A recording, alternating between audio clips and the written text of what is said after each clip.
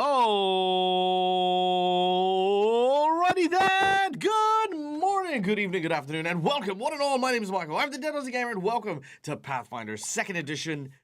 Pray for Death, our very first episode of a brand new campaign featuring these wonderful and amazing, incredible patrons who have come out of the woodworks to come and play and have a good time and do some awesome stuff. I know that you will recognize some familiar faces, you will see a whole bunch of brand new characters, and we're going to go into a whole bunch of really, really cool and fun stuff for today as we introduce our lovely audience to these characters as well. So, first and foremost, let me tell you a little bit about Pray for Death. First of all, Pray for Death is one of the more newer adventures that we are currently undergoing. It features an entire group of Red Mantis assassins, a group of zealotous assassins who worship the god Akachek, the assassin god, and are as much religious as they are pragmatic when it comes to the art of assassinations, and each of my players have made characters to fill that role.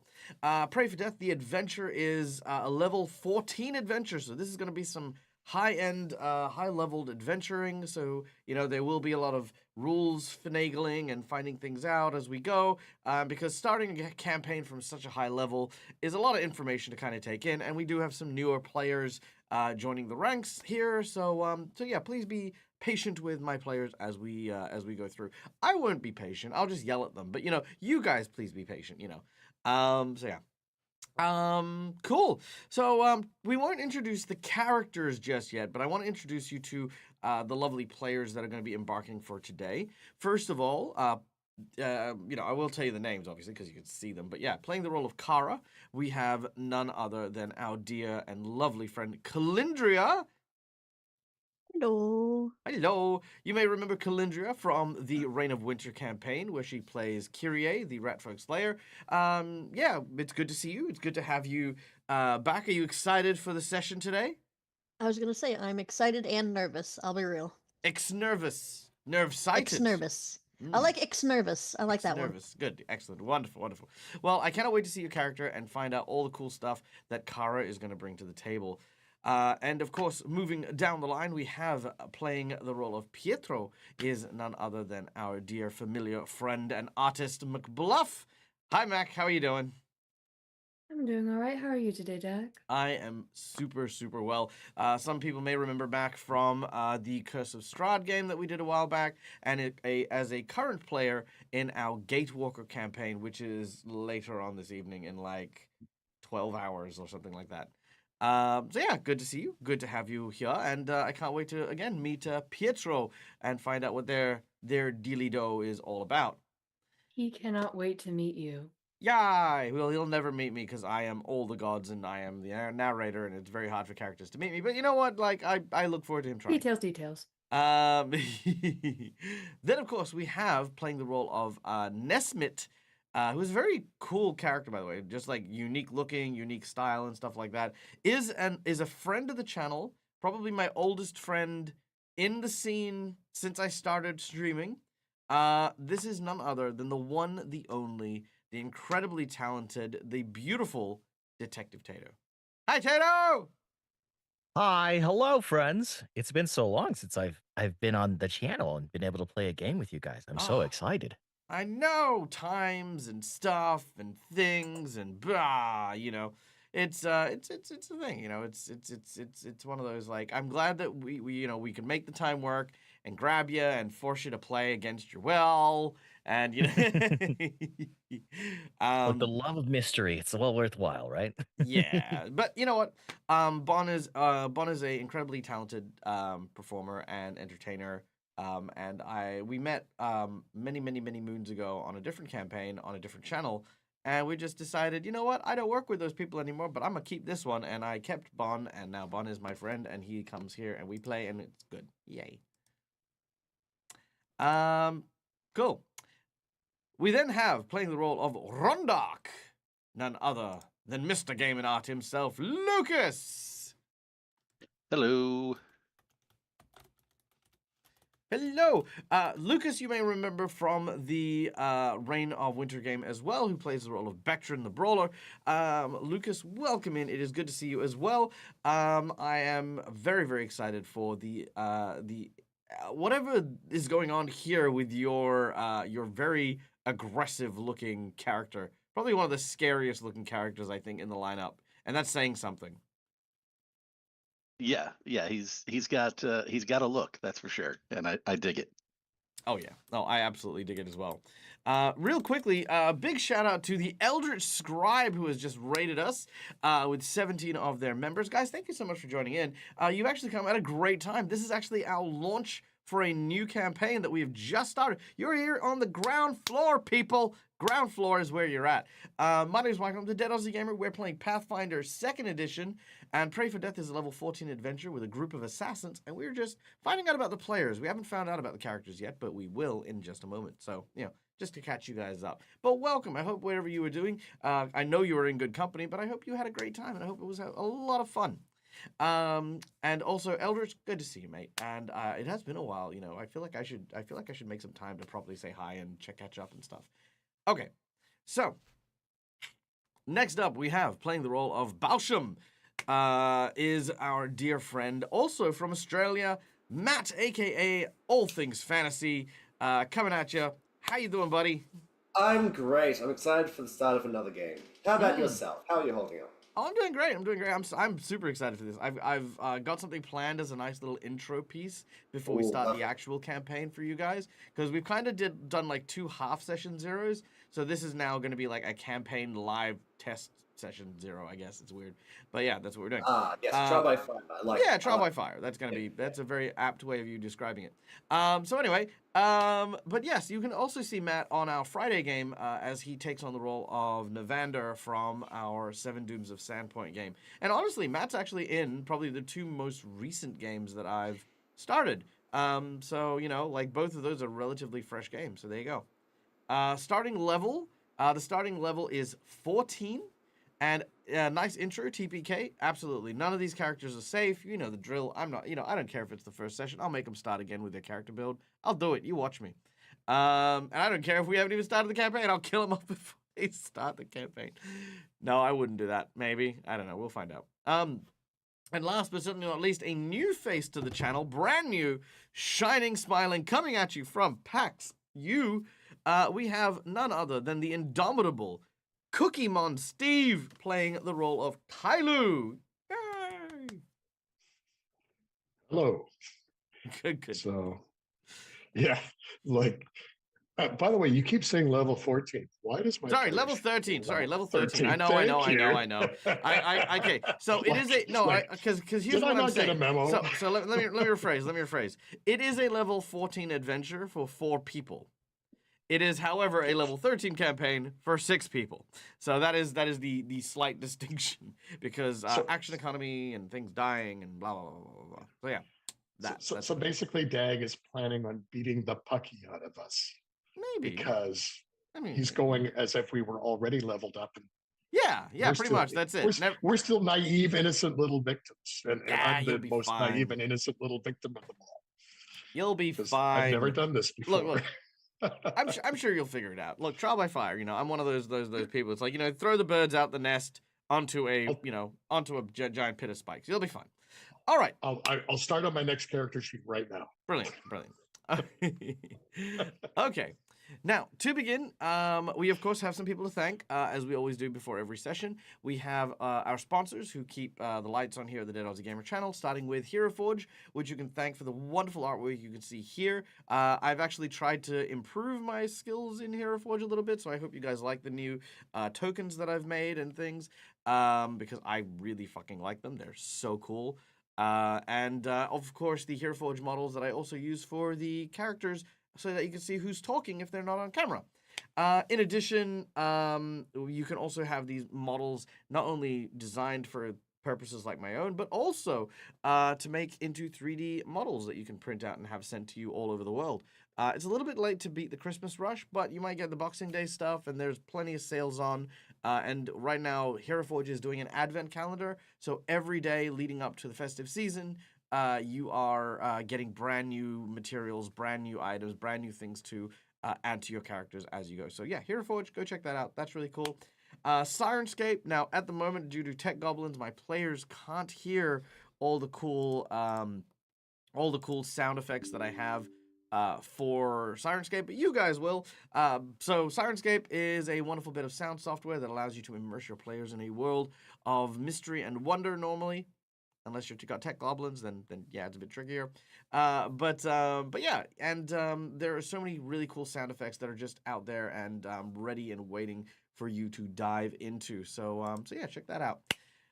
Then we have our lovely and amazing VTT Fantasy Grounds that allows you to basically explore the game that you are playing without necessarily the weight and measure of trying to maintain and figure out all the rules, have a ton of books.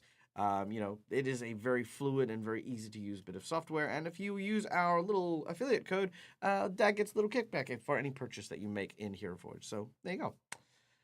So those are our sponsors, but of course we wouldn't be here without our lovely audience members, and like with all of my games, despite the newness of a few of my players, we are going to dive straight into the fact that you guys are going to be able to influence the game while we play. First of all, just by watching the show, you're going to be earning channel points. Subscribers, you earn channel points a little bit quicker, and those channel points can be used in order to play around with the table. First of all, you can get insight bonuses to give my players clues when things get hard, inspiration to give them advantage, divine intervention to change the roles as they play, tarot readings that add encounters, wandering monsters, wandering bosses, much, much more, all available just from watching the show. So, I know some of you and some people out there in the meat space have things like mortgages and student loans and all this other stuff to pay. So I make sure that there is never a place where you guys don't get a chance to interact. So, please do not hesitate to come watch us and have a bit of fun as well. But for those of you who have some disposable income and wish for Dag to continue to eat solid food and participate towards Dag's survival check for the month, there are a number of monetary reasons that you can apply to for the course of the game. First of all, for the $5 donation, you can award hero points, which I feel like I should rename. But you can award hero points to my lovely players. Hero points can be used to stave off death, petition the DM for nonsense that isn't in the rules, or roll with advantage. That $5 could also potentially buy you a Jinx point, and these Jinx points can be used for me to counteract hero points, for me to make monsters a slightly more, inconvenient, or to have my bad guys roll with advantage. So, Jinx points, hero points, they kind of offset one another. For $10, I will draw from one of two decks that I have in front of me. The first deck is a deck of heroic actions, which is one-use power that you can provide to a player of your choosing, which serves as not only a hero point, but that power is usually something that can get people out of pretty sticky situations. So there you go. We then also have, for the $10 donation, if you want, a deck of narrative plot twists. These are plot twists and flashbacks that prompt me as a GM to change things or mix things up in the story. Not gonna lie, this is gonna be hard today, but I'm gonna do my best. If I don't do it this week, rest assured I do it the following week. So yeah. Then, of course, we have our $20 donation, which is a natural 20 for a player of your choosing. Or you can give me the nat 20s. I can have up to 3 of them, but they're kind of cool. Because sometimes, shit you just need to work. You want to do the cool thing. You just want it to work. You don't necessarily want to say all this really cool, epic, cinematic stuff and then just, right? So nat 20s are the best way to go about that and to show players some love. Then, of course, we have our $50 donation. Our $50 donation comes in 2 forms. Firstly, as a magic item for a player of your choosing. This can be a homebrew item you design of any kind you want, including cursed items. Just say. Or you can provide my players something from their wish list, or you can ask me to come up with something on the fly as well. All 3 options are perfectly acceptable, perfectly valid, and definitely come with a big thank you because they don't count towards my players' wealth gain and stuff. So they can stack these on, and they do not get balanced because they've got more powerful stuff. They just get the powerful stuff. Alternatively, you can rock up with a $50 donation that is there for a boss buff, which will increase the difficulty of a challenge the group is facing, making the enemy tougher, making the environment more treacherous, upping the stakes, upping the antes, changing the parameters of what it takes to succeed the encounter. It is a major, major change to give an advantage to the bad guys. So yeah, that's that $50. Then we have bum bum bum bum the $100 secret menu item. The $100 secret menu item. Baby, please, this is going to be a big one. Because with a group of assassins, I could think of no better reward than the $100. The big $100. One player of your choice is going to be getting a sure kill poison. What is a sure kill poison, you ask? Anything underneath the level of mythic, or of course, godly and divine, gets a poison that is familiar to one of our players. A milky white substance that, when applied to any weapon or ingested, will instantly slay said person with no saving throw, no resistance. It will remove all of their hit points, regardless of the type, regardless of what it is you're doing. It is a sure kill poison that one of the players will be allocated. Now, bear in mind, this poison cannot be passed off, cannot be used by other people, but that one person will have the ability to instantly take out a target. So there you go. It's a DSX DAG potion. Yes, exactly. 100%. So yeah, that is our $100 secret menu item. It is the sure kill poison. Now, keeping in mind, again, level 14 adventure, we're gonna be dealing with it. Important question: how does it taste? Hold on. Yeah, that'd be funny. So that is our donations. That is all of our stuff. I feel like we're good, right? We have some donations that have come through, so I'm just gonna go through them real quickly. Yeah, continue. Sorry, I just got the tally.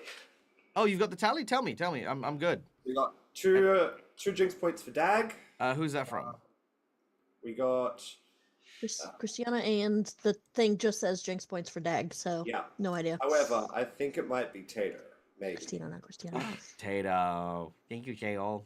Oh, I mean, whoever it happens to be, this mysterious individual that has granted me a hero point. Thank you And very Christina, much. though. I know. We I'm know getting, it's I'm Christina. getting there. Shut the fuck up. I mean, No. literally, end of the sentence. Fuck. No.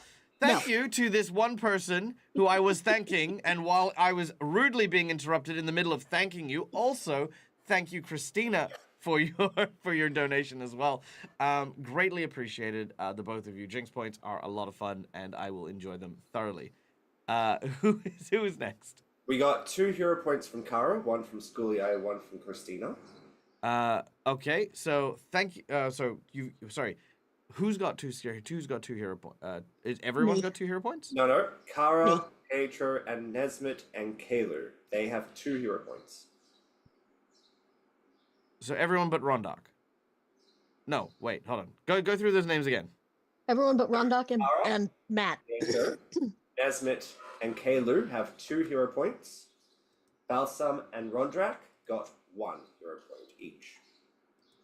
Okay, cool. I'm with you. Okay. All right. I would just like to clarify real quick that it was not me. I did not do anything. I just saw the evil of the Jinx point and went, Okay, really? there we go. Oh, Is really? that correct? Can I get a confirm on that? Yes, that looks right. Okay, and And that we comes also from had our dear friend Schoolie. Thank you, Schoolie, and Christina as well.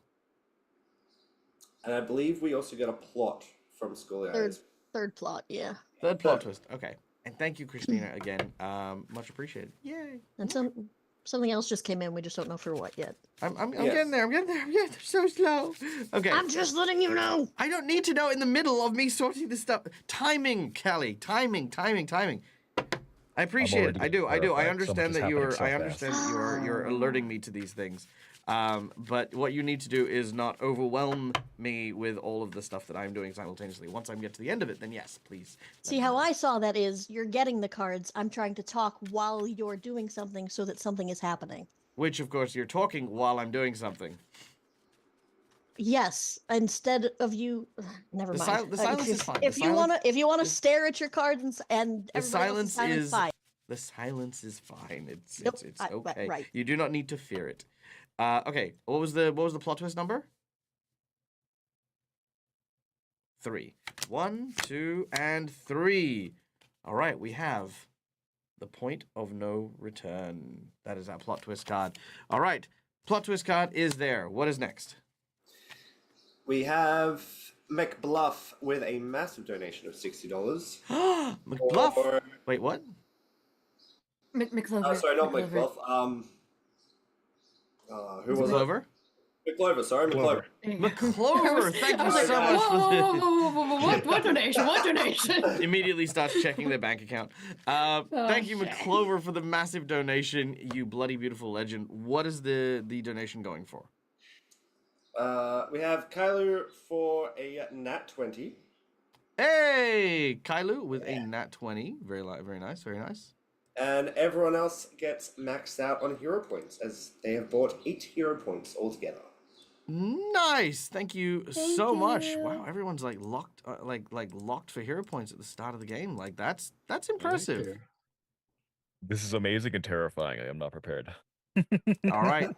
Well, I feel like I need to start Yes. getting you guys to burn them. Okay. What's next? I think that's it. That's for it. now. We're good. All right. If anyone, if we have missed anyone, please do just let us know in chat. We will make sure that those are accounted for. But again, a massive thank you to everyone. We are now at a whopping near 28% of our DAG survival check for the month. It is super appreciated and always massive loves, massive things. Guys, shall we start today's game? Aye. Yeah. Okay. I'm stuffing myself with her bows before we start. Oh, fair. Schoolia, what was the plot? It was the point of no return. That is the plot twist. Okay, OG, yeah, sure. That's fine. I didn't need to start the game. Okay, well, what would you like, OG? What? Thank you so much for your donation. Where is your $10 going, my dear? 2 more Jinx points for Dag. Thank you so much, you bloody beautiful legend, you.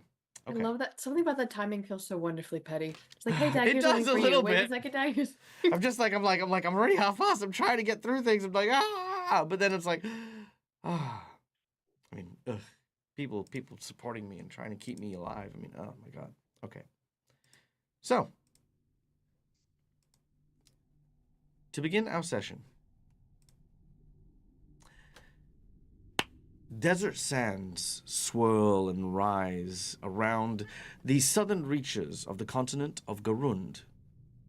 Here, along the northern Garundian shore, lies the lands of Osirian, a place steeped in rich culture and a veritable cacophony of different people colliding with myth and legend.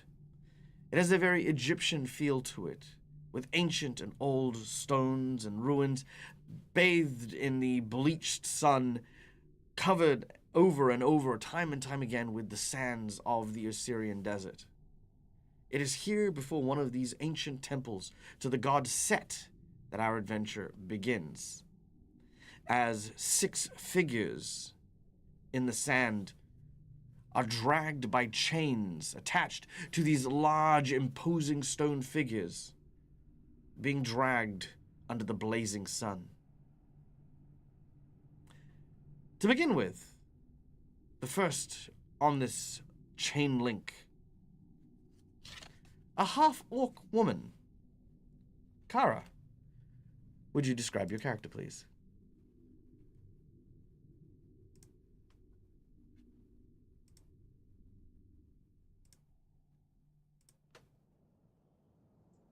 Mute. Hello? You might be muted.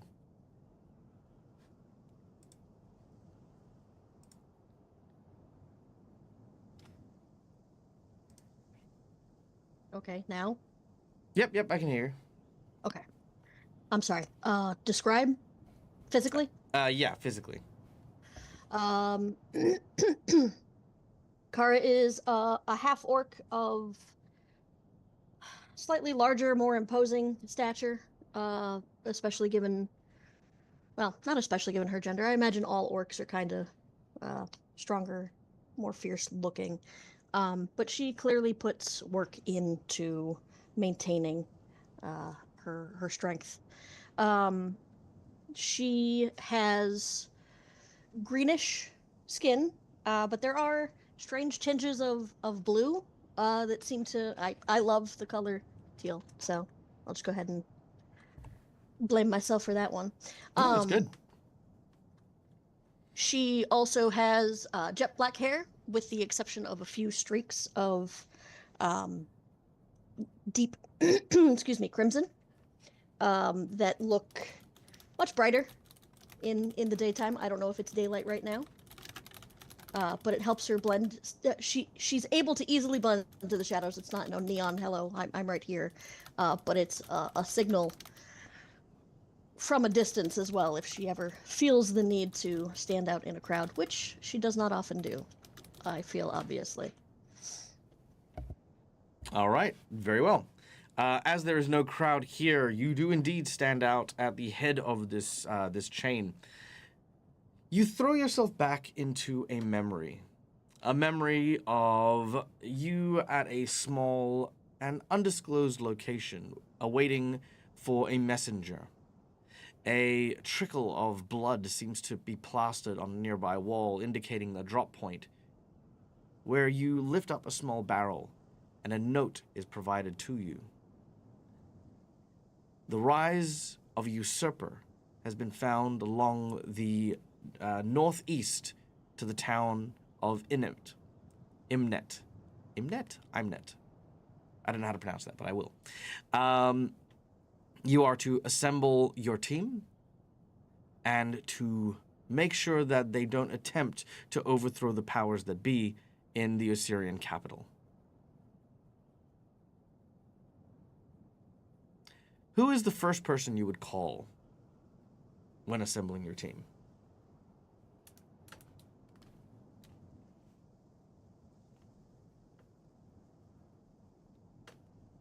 I think you're muted again.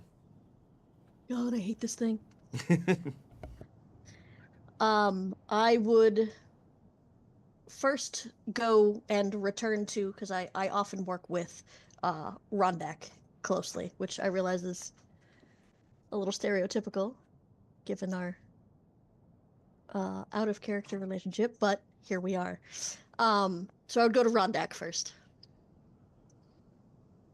All right. Rondak. The next on the chain is, of course, yourself. Probably the most warm, given the attire. Under the blazing sun, Rondak has a large kind of... it's almost like a stone that has been tied to your back, making your particular trudge a little more harder than the others as you follow behind Kara. Lucas, would you describe Rondak, please? Oh, Rondak. Yes. So Rondak is about the height of a standard human. All covered up. He almost could pass as human. However, there are a couple of things that are a dead giveaway. The first being the large blue-tinted ears poking out the side of his hood. The other, the fact that his shoulders are broad and his arms are a little bit longer than a normal human's would be. Despite his of slender, wiry appearance, he is rather hardy, surprisingly enough, and is able to exert himself for long periods of time without tiring as much as somebody might expect from somebody from his stature. As you drag yourself forward, you recall the time when you received your missive from Kara. You were on another job in particular and awaiting for a small caravan to make its way to a very specific location where you had set up your attempt at assassination.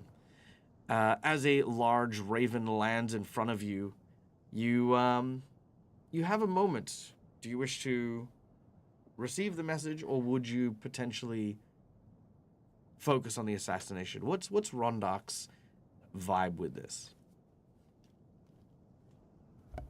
He's always been a little curious, so he would receive the message. All right. As you look at the message, you do recognize the familiar hand of Kara and the job that entails. if Kara is putting this thing together, then you're going to likely see the rest of the individuals in your usual group. But as the wagon makes its way over your particular trap, there's a large explosion as the cart and wood and splinters fly into different directions. You quickly beat haste towards your designated meeting point. You take a sigh as you think of a character that you're not particularly excited to see from the group. Which character would that be? Just gonna put me on the spot like that. Mm-hmm. I don't know. Because I feel like I don't know enough about any of these characters yet, except for Kara. Obviously, I know her. See, I feel bad because I feel like whoever I'm gonna pick. Let's see. We'll know it's not you, Lucas. We'll know it's a.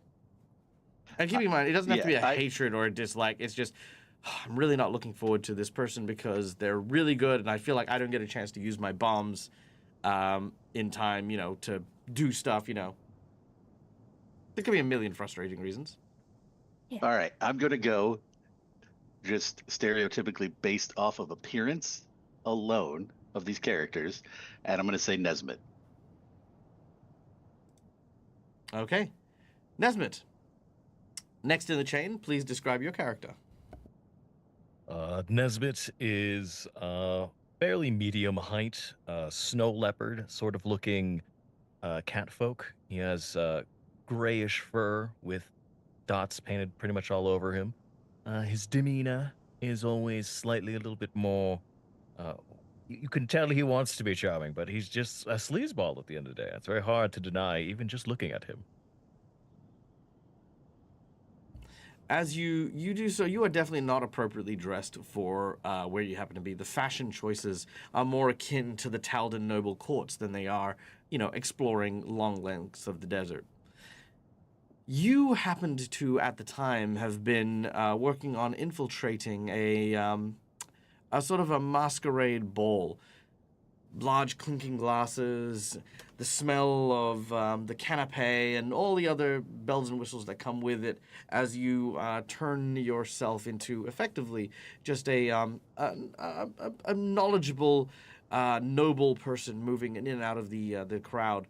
As you go to drink, however, you do notice a very familiar bouquet. It is not the bouquet of a Chateau Lafon 1943.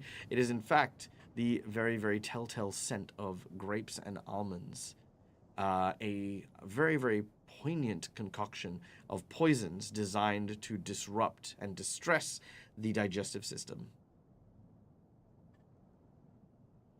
What a familiar smell. How I missed it so much. Oh, how tasteful.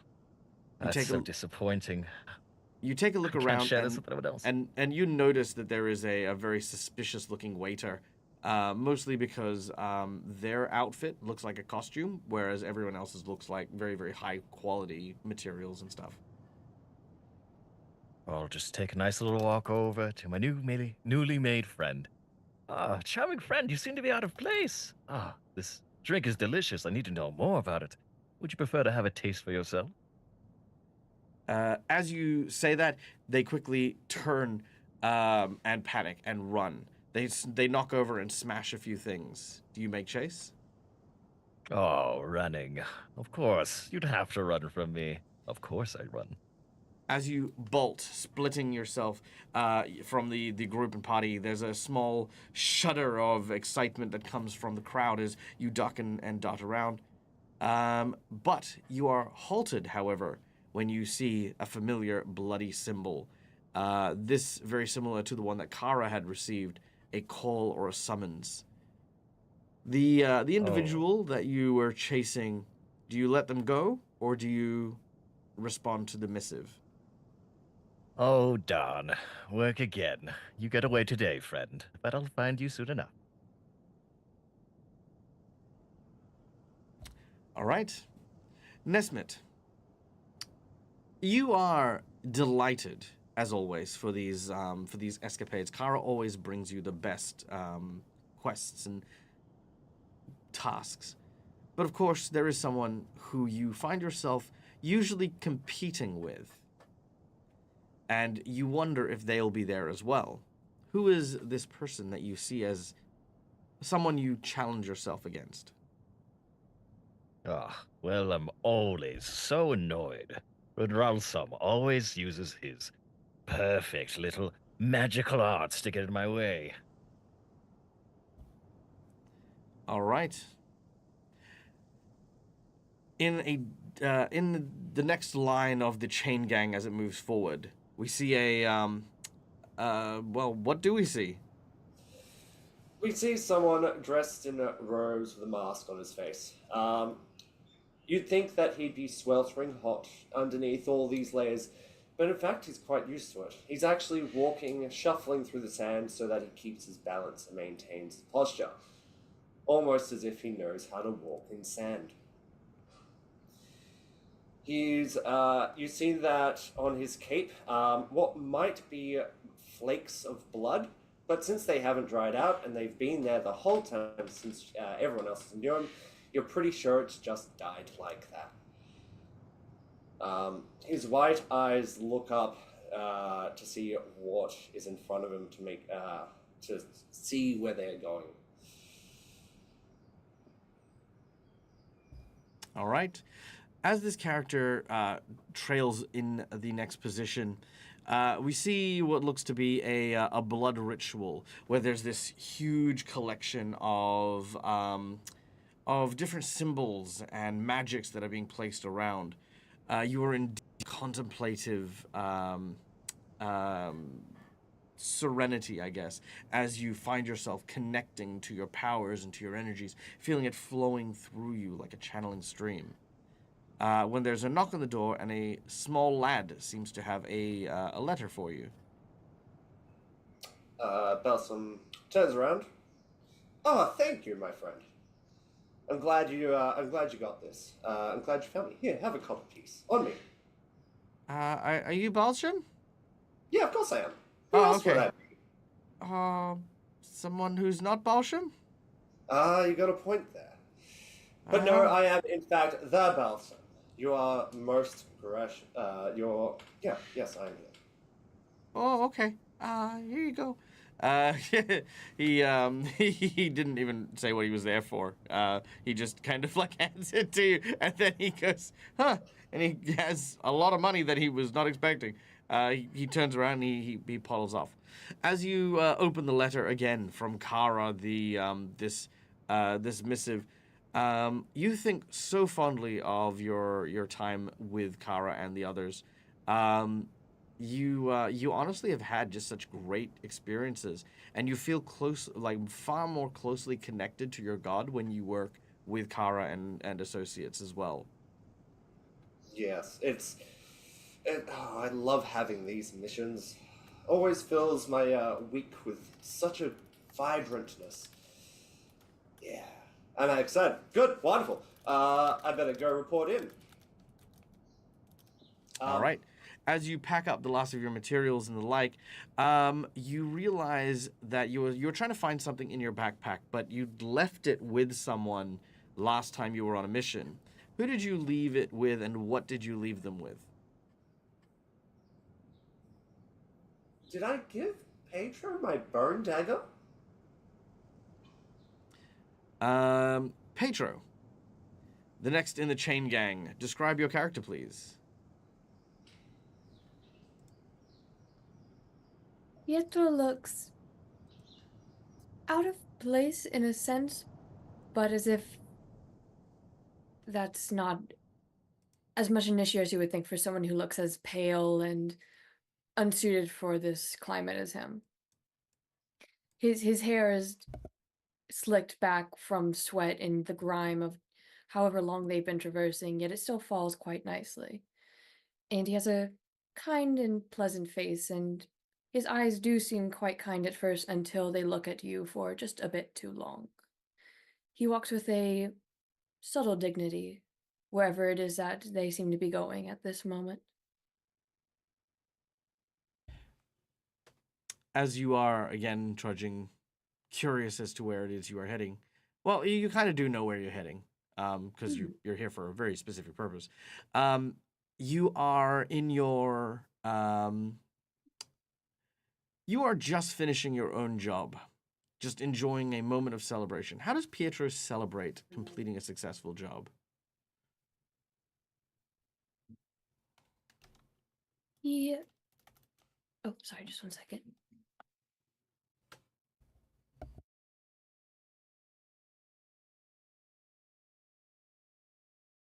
Sorry about that. He likes to go to whatever tavern is nearest to where the job was at the moment, and he sits in the middle of the tavern and likes to float around and just join different groups for a bit, hear their stories for a bit, then move on until everybody starts to trickle out for the night.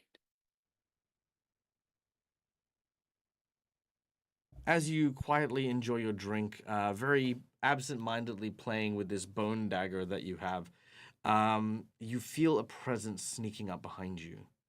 You quickly turn and find nothing there. When you turn back, you have another drink in front of you with a with a napkin underneath it with the same bloody symbol, a symbol that you know is fresh. The wine is, of course, a vintage that you quite prefer, and you recognize Kara's hand in the blood. I take a look at the note. You know what you need to do, and you know where you need to go. Do you finish your drink, or do you simply leave? Of course. You Obviously a finish. good drink. Oh, it's a great drink. You finish your drink, and as you do so, you have on the. You know that there is another one of the agents who happens to be nearby and on the way. Somebody who is likely to be called as well. Somebody who is easy enough to pick up on the way to the rendezvous point. Do you want to go and accompany them, or would you leave them to their own devices? Always better to travel with company. I'll go pick them up. All right, Kailu. Last at the end of this chain is, of course, your character. Please describe yourself. Kyle is a mid-height elf, rangy, relatively young for as far as elves go. Quite happy to be at the end of the line because he doesn't like being around people all that much. So it lets him be the furthest away. And medium build, but an outdoors type and dressed for the weather or the conditions that we're in, relatively. No, that's perfect. Again, under the blazing sun, you've kind of prepared as best as you can as a survivalist. Something that you are very, very adeptly skilled at as you are currently tracking your quarry. This quarry has been quite elusive for a little while now, but you think that the trail is finally getting cold. You do not turn down jobs as a Red Mantis assassin, but there are some times where you reallocate them, and it seems that your quarry may have likely just left the town on a boat. You learned where the boat is heading. The question is do you try to go after them, or do you send word down the chain to have someone meet them at their port of call? Normally, I would follow. You can follow if you like. There's nothing that's gonna. Yeah, I'm going to follow because that's my job. Okay. And I am a tracker. That's true. That's true. You prepare the boat and the like to travel. You are upon the high seas when you are visited by another boat. This boat is carrying a familiar face, one that the moment you see, you realize there is another job at stake. Pietro is aboard another vessel and disembarks. Kalu, would you invite Pietro to come on your task or tell him to meet you once your task is complete? Pietro, busy tracking this person down. Would you care to join me, or Pietro. would you? Hello, my friend. I will go wherever I am needed. We may be faster, the two of us together. I would hope so. This one's been quicker than usual.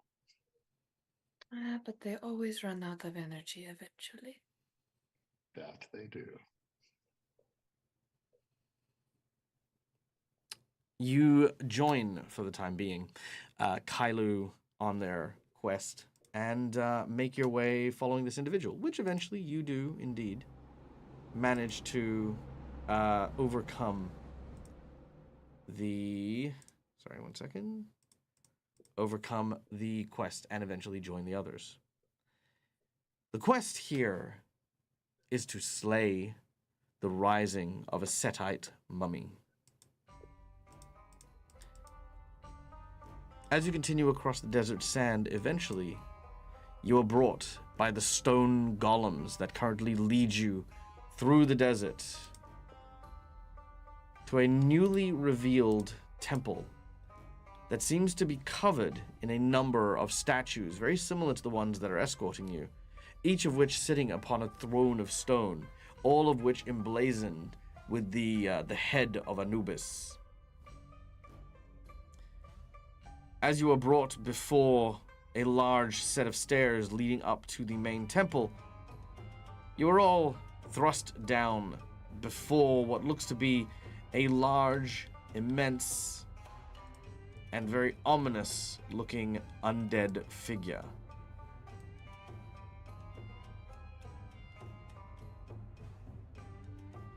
The six of you are approached and addressed from the top of the stairs.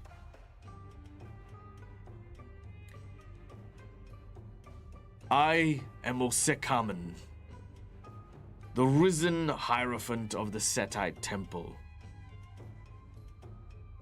My warriors speak of those who wish to thwart our ascension and the reclaiming of the lands under the guidance and rules of Set. I accept no attempts to disrupt the plans that lay before us. The Pharaoh will be thrown. The ruby shall be passed, and a glorious new age of undeath will rise to claim this sea of sand and dye it black.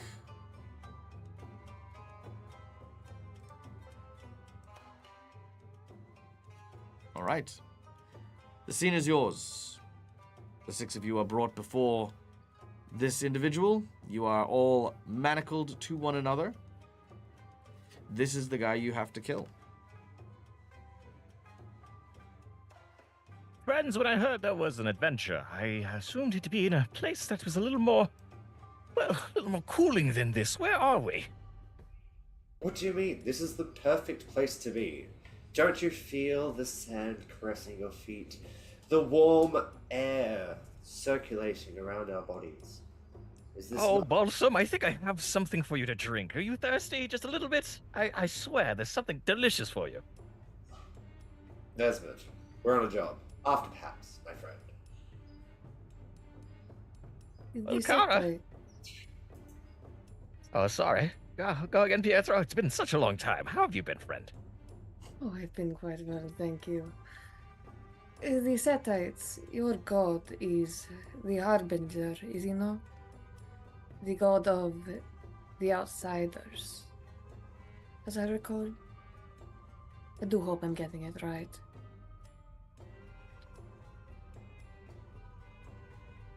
Now, does this lie with a cult or with religion that we're currently dealing with? This creature being undead, if you want to know more about it, would be a religion check.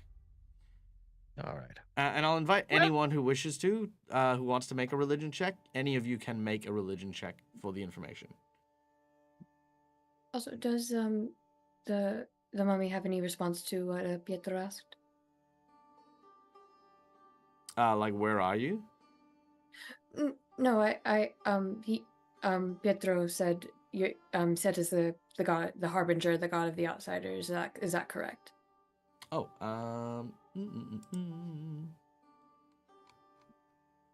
look up data. Daties. Set. So many layers we have to go through to find information now. There you go. Here we go. Set is the deity of undeath. Set is the most reviled of all the ancient Osirian pantheon. He is the encroaching desert, the invader, the sandstorm, the destroyer of everything in its path, as well as dead who rise from their graves. Yep, that is him. His edicts for his followers are to bring chaos to society, murder those who stand in your way, and defeat foes with personal strength and cunning. His anathemas are to refuse to fight your own battles, destroy a soul instead of turning it undead. So that is Set.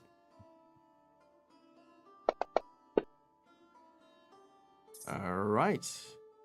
Kara. You are aware of all of this information. You may also ask 3 questions of your choosing, but yep, still just you. But what you know is that this individual is a mummy, specifically a prophet of Set. They have an aura of despair and menace that is 30 foot from around them. So you guys are just outside of that radius. So if you were to approach, his aura of despair would trigger, which would potentially frighten individuals. And those who fail their save may even find themselves paralyzed, potentially. Let's see, what else do they have? They have an ability known as Sand Rot, which is an affliction that as they touch or lay physical contact on people, they will desiccate them and deal negative void damage, should I say. They can also breathe sandstorms in a 120-foot cone. And they make a mean key lime pie. No, they can also actually genuinely make a sandstorm, which is a 30-foot emanation that continues to expand. So there you go. So they've got a sand breath, a sand form, and the ability to desiccate and rot things. Kara will dip her head down, lower her voice. Who is right next to her? Next to you is... Nesmith. Yep, Nesmith. And behind you is Balsham. Okay, and Kailu might be able to hear this as well. I'm not sure. Make a but all deception. she's saying. Make a deception sorry. check. Deception check will show you how well you can sort of conceal your speech. Oh, all right. Oh yeah. You can talk so everyone can hear with no problem. Okay. First thing she's going to say is try to keep your distance from the prophet, which I hope they would know who she means, based solely on one of them versus a few of the others.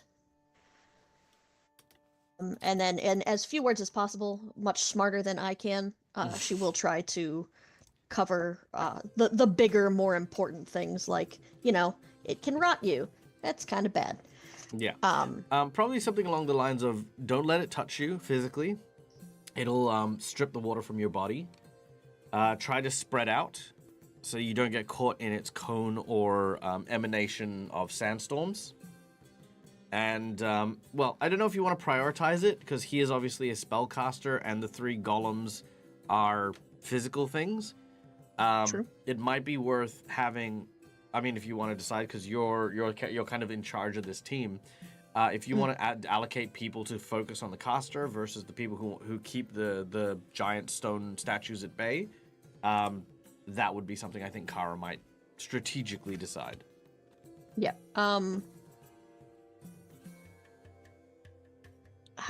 What is our melee V ranged breakdown? So Kailu is a ranged sniper, an archer. Ooh. Balsham is a blood mage wizard. Rondark is a ranged explosives expert. Nesmith is a poisoner who I believe is pretty decent in melee, if I'm not mistaken. Like, you've Range got- and melee are basically the same for me. Yeah, right. So, like, yeah, okay. Pietro is a strong melee, as is, of course, Kara. Okay. I would say Kailu and Balsam. Would you be up for out of character? Would you be up for working together to try to distract and take down the prophet at the top there? Tara, you know I'm always happy to help out. All right, cool. Kara will say it more like you're taking that one. Nice. Oh, very good. Thank you. Exactly All right. the one I'm. Thank you. You realize that during this entire time, the mummy is continuing to monologue about the greatness of Set. I love it. Now, I say this all the time. I hate when people interrupt like the narrative monologue and stuff like that. However, the narrative here is the interruption of the monologue. So you guys will roll initiative, and we'll see how many of you get to interrupt him before he gets to take a turn as we fly into battle. Oh, so excited. All right. Let me throw in the mummy battle music. Here we go. There we go. And brilliant. Okay. So first up on our list is Pietro. Actually, you know what? Sorry. All my players on your main sheet for your character sheet. Could I get everyone to roll initiative using stealth, please?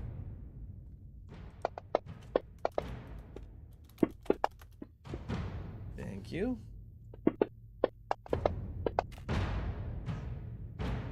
Sweet. Mostly because, yeah, you guys are you're basically stealing the advantage here.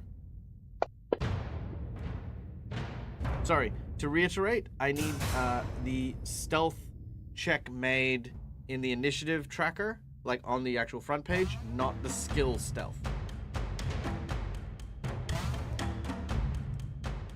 If you did it, I know who you are. I can see Yeah, it. that's me. I don't know how to do that. Front Yeah, page. I didn't know that existed. Yeah, front page of your character sheet. Yep. Next to where your initiative for your perception is, just underneath that should be an initiative for stealth. Do you see it, Matt? Yeah, I see it. Cool. Thank you. You are welcome. Nice. Cool. That's a much better initiative. All right. Balsham, you are first, followed by Kara, followed by Pietro, followed by the stone golems, followed by Kailu, followed by Rondark, followed by the mummy, and Nesmith, you are taking up the rear. Okay. All right. Christina, just let me know if they're still loud when you hear this message. I did turn them down. Okay. All right. Balsam, you're up first. How far away is our friend, the mummy? 35 feet. 35 feet. Well, actually, All 40 right. foot. 40 feet? Yeah. All right. Oh, no, 35. Sorry. Yeah. Okay. 35 feet. Nesmith says he got 10, but he got 38. Did he? Oh. Sorry. My apologies. I was a does little confused by that, why but does it I say don't 10? understand how it works. Hold on. Let me have a look. Where's your thing? Yeah. Weird. Okay. I'll just add you to 38. That's fine. Never mind. Nesmith, you are not at the end. The bad guy is at the end. But Nesmith, you are first instead of Balsam. I'm a little disappointed because I'm not really good at doing first moves. Well, that's okay. If you want, you can relent to Balsam and then go whenever you would like. I'll relent. I shall relent. Very well. You're holding your action. Let me know when you would like to enter initiative. You may do so at any time. Balsam! All right. Balsam's going to step forward 10 feet. As he steps forward, he pricks the top of his finger with blood. Really sorry to interrupt, but you know how it is. We're on a time-led schedule at the moment. You know, we got stuff to do. We got a dinner organization. We got dinner planned. So let's just finish this up quickly. He points the finger and he starts off with a nice little phase bolt. Okay, let's do it. Phase bolt. All right, phase bolt. Ha. Have one of those. Okay. Does a 33 hit him? Well, given it says hit on the board, yes it does, as your phase bolt flies outwards, coiling and pulling itself. It lands and strikes the mummy directly in the body. Now, before we do Wonderful. so as well, however, you have entered its aura of despair. Yes. So let's see how you go with your will save. A will save. I got it. You have Oh, that's not failed. good. What was the first thing I said, boss? What was the first thing I said? Like I said, we're on a time schedule. I know, Alright, I that's know. okay, but it will just give you the frightened condition. Because Yeah. you did not critically fail, so you're not paralyzed. And a 32, which would have been your attack, will not hit, unfortunately. Oh, okay. Yeah, literally just misses. That's you do have a alright. hero point if you wish to use it on either your attack or your save. I might use it on the save, please. On the save? Not a problem. Okay, let's see if you can get any better on this. As the aura of despair. Oh, that's unfortunate. Oh, That is a critical fail. So now instead of... Oh, no, it's at advantage because it's a hero point. So yeah, otherwise it would have ended up being a Even worse. paralysis, actually. Yeah. All right. So you've gone for the hit, but as you've done so, you feel this ominous presence, this like looming authority that is just over you. As you fire, it causes you to just narrowly miss as your bolt flies and manages to strike one of the statues of Set behind him. He glowers at you. That is Balsam. Kara, Yes. because Balsam moved up and blasted. do I know what these guys are resistant against These by guys? chance? These guys are Yeah. simple stone golems. They are immune to acid, bleed, death, disease, doom, drain, fatigue, healing magic, necromancy, non-lethal attacks, paralyzing potions, sickens, unconsciousness, and they are resistant to all physical damage outside of adamantine, 10. So any damage that they receive from physical sources Ooh. gets reduced by 10. Amazing, love it. They also, in terms of magic, heal from acid and are slowed by earth-based spells. They are also vulnerable to the spell Stone to Flesh, which negates their physical resistance. I have none of that. I'm sorry, did will- you just say that acid heals them? Yep. Yeah. Yeah, Mm. you guys have Probably a definitely good thing dealt to with know, stone right? golems in the past, so this is a very known thing for you guys. I'm gonna step forward and stabby stab. I guess technically slashy slash slash. So she has dual sawtooth sabers, as they are the symbol of her god. And she will take the one in her dominant right hand and try to slash across this thing's chest. All right. As you do so, you run it across and up, through and into the stone. It causes it to break and shatter. However, as you do, 8 points of damage shattering through its body, you feel these trembles coming from the sand.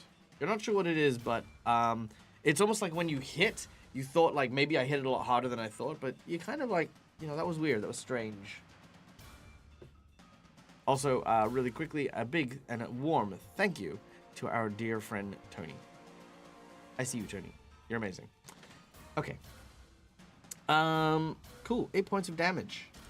Let me just check something real quick. Because we're all learning stuff.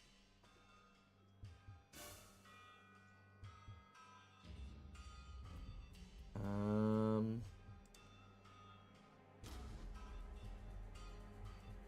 Oh no, that's fine. Okay.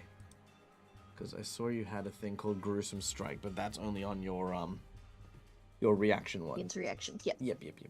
Cool. Let's see. Oh, and you can also, I mean, you don't have to, but yes, you've also got a couple of other things. That's fine. All right, cool. All right, 8 points of damage as you slash into this individual. So you've moved, you've attacked, you have one more action.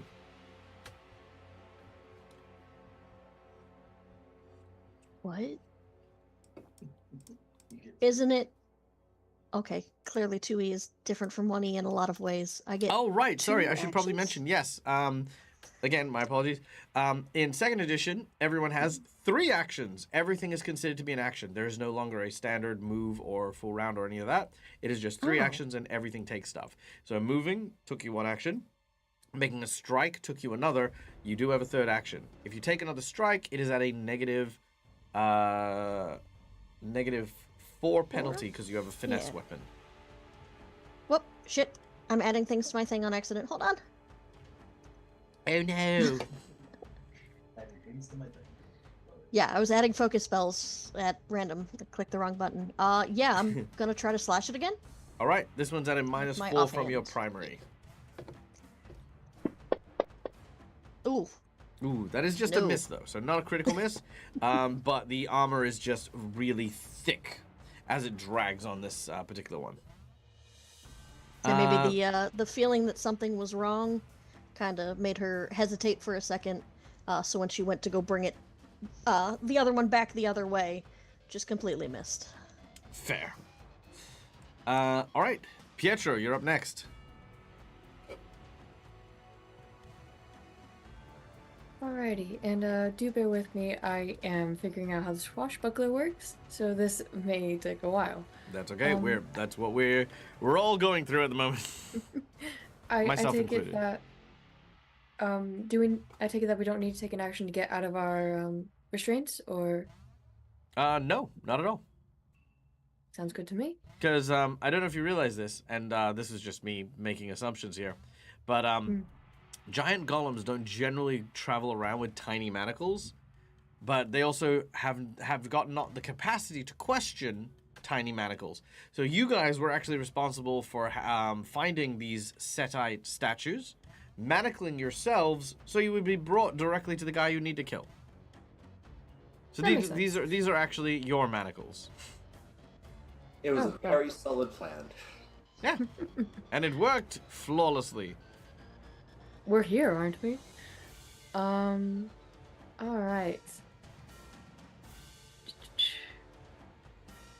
I think it's just going to very deftly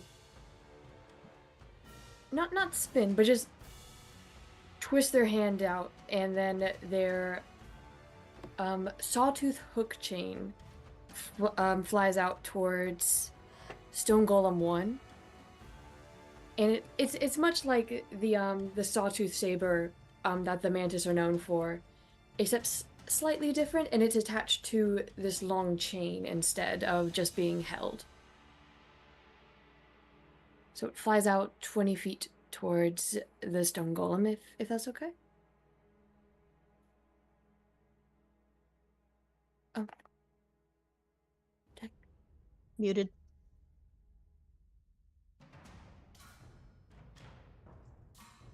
Sorry. Dag, we didn't hear Do I you. need to make an? Do you need to make an attack, or do I need to make a save? I made an attack. Just wanted to make sure I had the right idea. I don't Yeah. use reach weapons a lot. Yeah, no. So what's the reach of it? 20 feet is the Yep. first increment. Easy. As your chain whip flies outwards, it lashes around and drags along the stone carapace of the giant statue. And just, I think I have to do this before I roll the attack. Do I declare a finisher before the attack? Yes. I will just to get used to this. I will declare the confident finisher, Okay. Very well. which is yeah. Yep. It is going to spend your panache and do extra precision damage should you succeed. Yep. Okay, let's see. Where are you, Stone Golem 1? Let's see how this goes. Oh. May I use a hero point? Absolutely, you may. Let's see how this goes. Unfortunately not. All right. Unfortunate, as your chains fly out, the stone armor holds its own as it does not manage to balk under your attack. But that was only your first attack, so... I think, let's see. Well, that was my confident finisher and my strike. I think actually, just so we aren't all standing in one spot, is also going to, as Kara did, move a bit further away from the main group, staying close enough, but spreading out just a little. So my last action will be to move.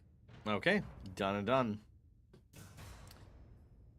Okay, the golems then get to act. These golems are slowed as they have been... Oh, wait. Oh, yep.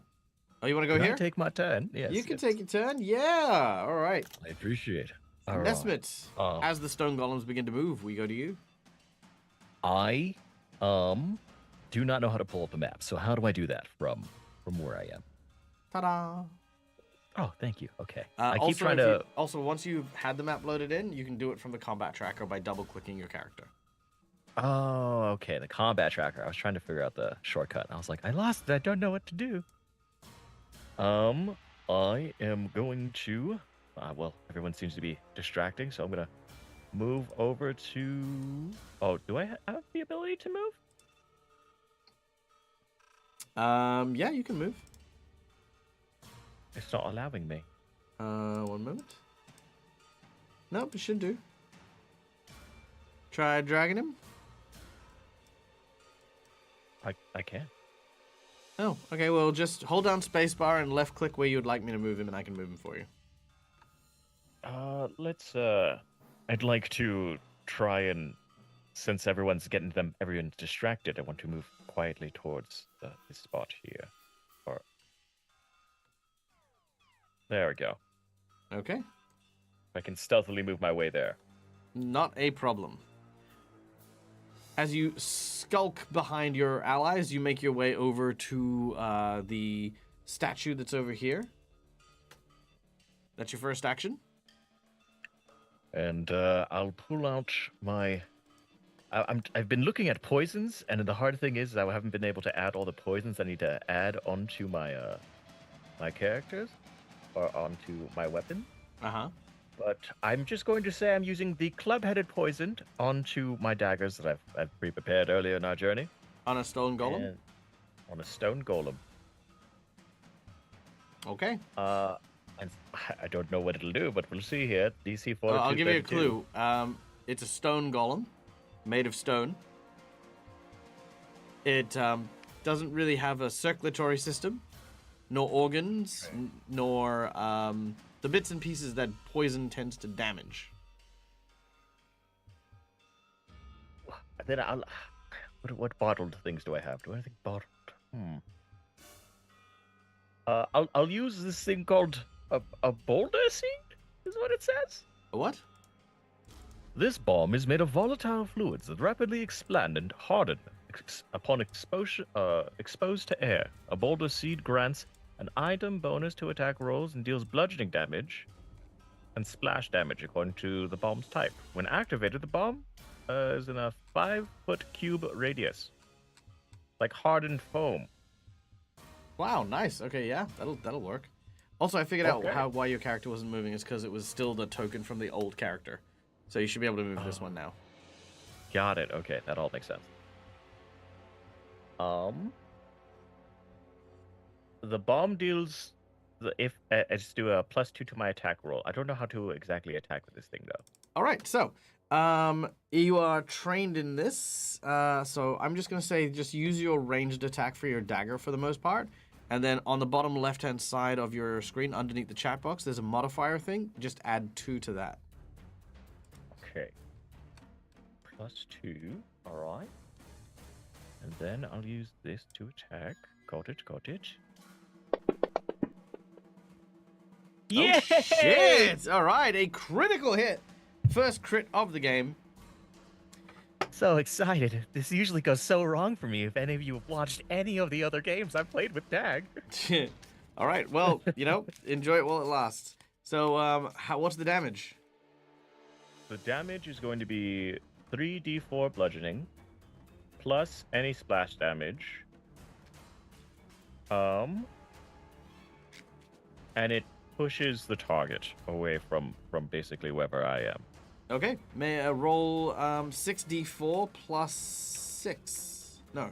Oh, Wait, yeah, 6d4 plus 6. okay. 1, 2, 3, 4, 5, 6. Oh, let me add the modifier first. I forgot. And then give me a number between 1 to 5. 1, 2, 3, 4, 5, 6. I will go with 4. 1, 2, 3, 4. All right. The bomb flies out. Never mind. Maximum effect. You deal max damage with this attack. Exciting! I did something. It did damage. Okay, On that a is critical. 6 times 4 is 24, plus 6 is 30 points of explosive damage. And how far do you knock him back? 5 feet. The Oh, large friend. stone creature lands 5 foot back. Anything else? Move, throw bomb, or retreat. Well, retrieve bomb, throw bomb would really be it. But anything else? I think that's good. I'll end it with, oh, friend. While you're distracted by all these lovely people you're forgetting, there's a cat among the mix, and there's time for some hijinks. Nice. All right. Well, the golem is going to start. That is this golem here, stepping up to Pietro. And because it is an old golem, it only makes 1 attack, which it misses as this large fist collides with the sand. The second golem does the same, this time trying to attack Nesmith, who, just exploded him a bit. And will also miss. God damn it. The one in front of Kara clenches its fist in both hands and tries to bring it down on top of Kara. And will hit. Kara takes 23 damage. Which, honestly, you just walk off at that point. And with its second attack, tries to hit again. Will that trigger the reaction? Oh, yes, it would, if you would like. Yes. Okay. And the second attack is a critical hit. Sweet. But depending on what you do for the first one, may cancel that. So what do you do with the first as a reaction when it hits you? Iron Command. All right. What's the effect of Iron Command? They have to choose between kneeling and refusing. But if they refuse, they may pay the price in pain and anguish. Is it a mental action? It deals mental damage, yes. These creatures I know they're Stone Golem. Yeah, they're immune to it. Because they're immune to okay, mental. so then... Hold on, I'm gonna open it. I don't know what the hell spirit damage is. Spirit damage? Good question. Spirit damage. What are you, spirit damage? I need to find out spirit damage. Spirit damage. Because, yeah, that'll actually... Spirit damage can target it by projecting consciousness or possessing another creature or target body elsewhere. Directly affects the spiritual essence of a creature. The golems aren't immune to that. So whatever powers or fuels the golem in terms of magic is maybe susceptible to spirit damage. So, sorry, because this obedience thing, there's a lot of, like, pieces inside of Iron Command because of it. Yep, no, that's okay. Let's have a look. You put an impertinent foe who dares harm you in their proper place. You command the enemy to kneel before you in place. If they dare refuse, they must pay the price, kneeling or dropping, to deal mental damage. Okay. Regardless of which option they choose, your strikes against them deal 1 extra spirit damage until the end of your turn. So yeah, so regardless of what they choose, so even if they I'm gonna roll it because because this is technically not a spell. Mhm. so they can't resist it. But even if they choose the mental damage, that won't do damage to them. But I'll roll Right. I'll roll a percentage. Lower percentage means that they will refuse and take damage, but it'll be 0. Higher will mean that they'll kneel because it's just the choice. Okay. No. So they will not kneel and they will not take damage, but you now gain +1 spirit damage on all of your attacks against the golem. Okay, and then because of relentless reaction, that ups to 3 because it's my charisma modifier. Great. Fantastic. I love it. Will you add that? Sorry, I don't know how to do any of that. No, that's fine. I will. Let's add a new thing. So Iron Command +1 damage spirit. 3. Oh, +3 spirit damage. Okay. And how long does it last? Till 1 round? Let me pull it back up. Hold on. Reactive. Okay. I'm not sure if that code will That's work, right. but either way, we'll check on it and we'll make sure that there's a quick button for you. Persistent spirit damage. It doesn't say how long. Oh, it's on him. Okay, never mind. Wait, I thought it. 1 second. Yeah, if the enemy refuses. So this is. You have to look at my obedience, because Oh. it adds to when I use Iron Command. Oh, okay. What's the obedience? It's just. Hold on, let me see what level. Oh no, that's not me.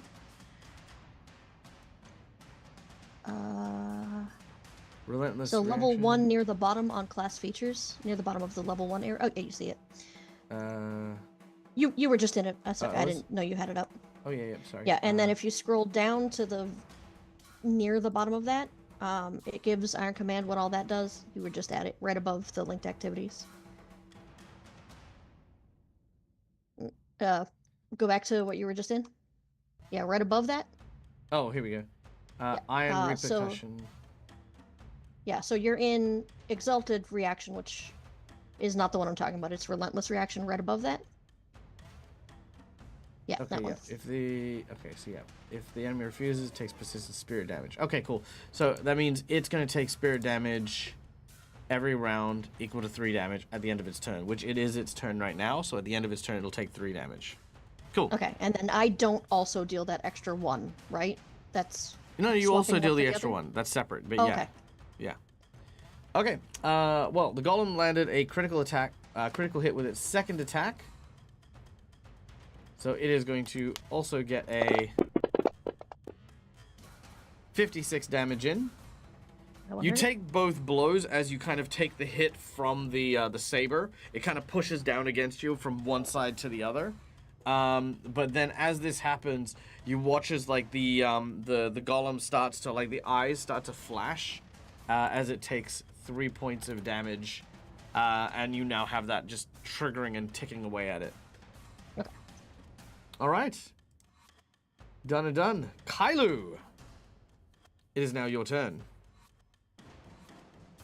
Hey, one question for the end beforehand, because when I'm looking at my combat tracker, Yep. I'm showing Stone Golem 2 is completely healthy, but isn't that the one that Nesbitt blew up? Let's see.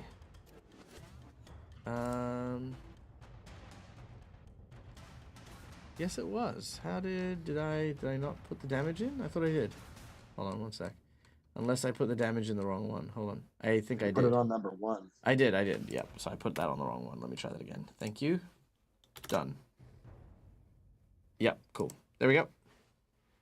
Okay.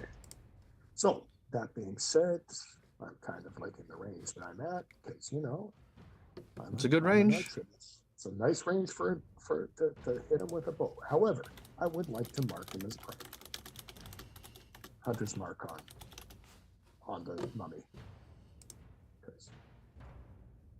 And I think I just told you that, right? Yeah, that's it. Hunter's mark. It is marked. Yep. Okay, which means that I get to use my fun one. So, I will bow at him. I remember right, I just drag the attack onto him. All right, go for it. This guy. Which is a hit. So I think that where's my damage? I get to do damage, right? Yeah, you get to do damage. And I believe you get extra damage as well.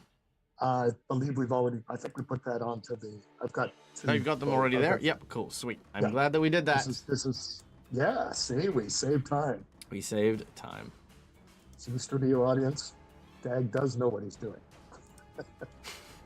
What did I Nah. do? I didn't even see it. Honestly, if it wasn't for Lucas, Callie, and Schoolie Eye, yeah, they cover for they cover for a lot of my competence. Okay. Now the next one, I'm not completely sure how to use it. So that was 37, Adam. I am going to see. I wonder what metal. I wonder what metal mummies are susceptible to, if any. I'm going to use my one and only cantrip, my needle darts, which means I convert some piece of metal in my inventory. I'm going to try silver on a mummy, just for giggles. I don't know whether it's going to matter or not. And I've got a 60-foot range, and I think I'm well within 60 feet. So, and that's it. This is. Actually, hold on. Oh, sorry, I didn't mean to click that. No, that's okay. Did my hunter's mark count as did marking him count as an action? Mocking him does count as an action, yes. Okay, so I don't have. I can't use this one because the cantrip is, I think, a double. So I've only got one left, correct? Yes. Yeah. So if we can ignore that, I think it just went into the ether anyways. Okay, so I will do a second bow attack at him. That's this one. Second one. Oh, that's not so good. That is a critical miss. You do have a nat 20, and you do have a hero point. I'm going to use the nat 20. Oh, kicking in straight with a nat 20. All right. So for this one, you then just need to hold down left shift, or hit in the bottom left-hand side. If you can see, it says crit. You can click on that button, and then drag and drop your damage onto the poor unsuspecting mummy. Okay, drag the right down. Crit. Oh, I like that. I think I did it right. Holy moly. Dang. And because it is weak to that particular type of damage, you deal 65 damage. Oh, Jesus. Sorry. Yeah, that is. Sexy. Well, That look, was- I that mean, was look, not Kara, that Kara, was not Kara, expected. Kara definitely picked the right fucking choice Right? for the assassins going after it. So, yeah, he definitely does not appreciate the critical hit that came through, ripped off over half his hit points.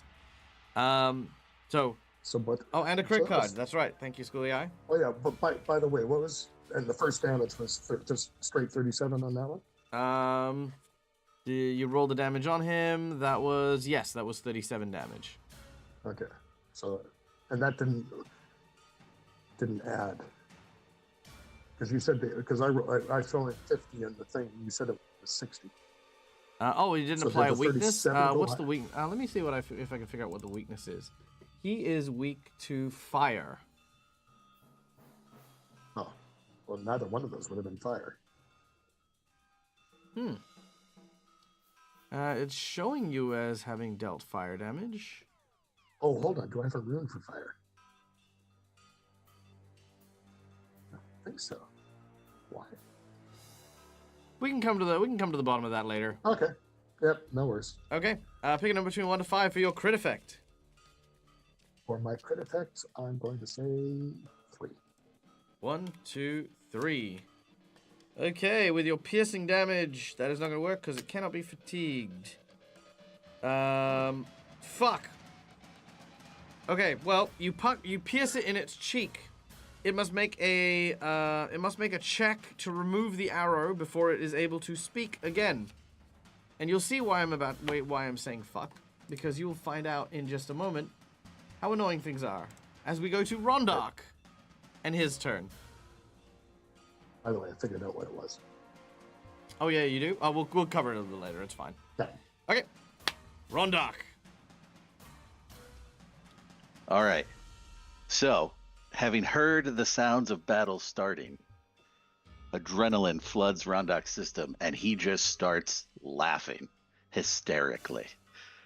It'll start a little bit slower, so it'll be kind of like a ha ha ha ha ha ha, and then he'll just start laughing, eyes wide behind the mask. You can't see it, but they're wild, they're wide. He is going to pull out what amounts to a tube with a basket on it. He's going to drop this weird, cobbled together, partial metal, partial glass orb into the basket. He's going to aim at Stone Golem number 3 there, and he's going to pull the trigger. And he is going to launch a Greater Alchemist Fire Bomb at that guy. As the alchemical bomb fires... Oh, actually, if you've got an alchemical fire bomb, Kailu, noticing that it... So you do have fire damage, is that correct? Okay, so knowing that you have fire damage, would you share that information with Rondok, knowing, because you guys have worked together before, knowing that he has fire grenades? Yes, I would. Okay, Rondok, so before we settle on you attacking the golem, you have now known that the mummy is weak against fire.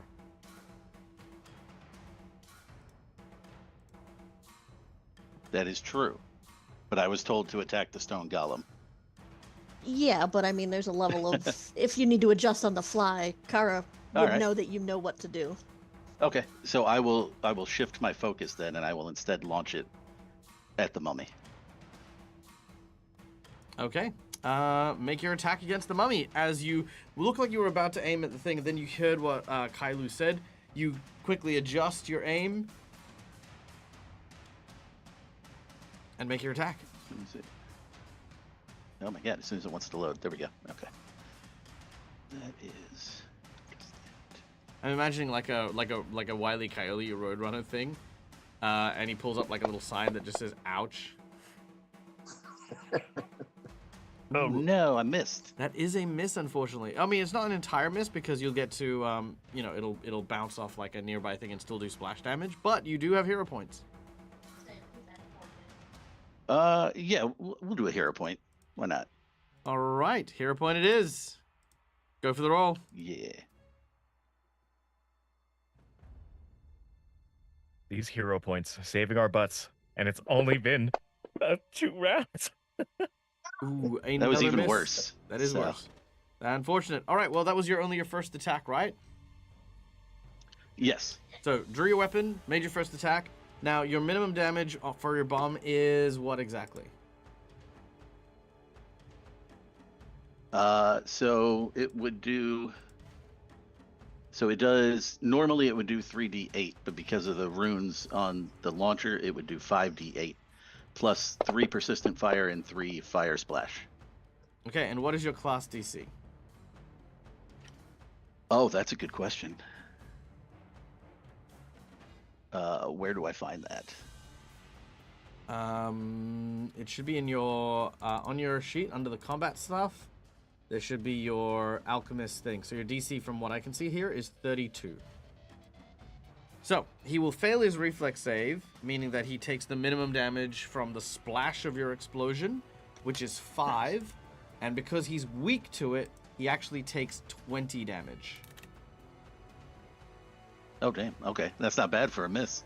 Yeah, right. Okay, but that was your first attack. You do have a second. Yeah. So I'll toss another one of those in the basket and pull the trigger. Okay. Hook, boonk, poof.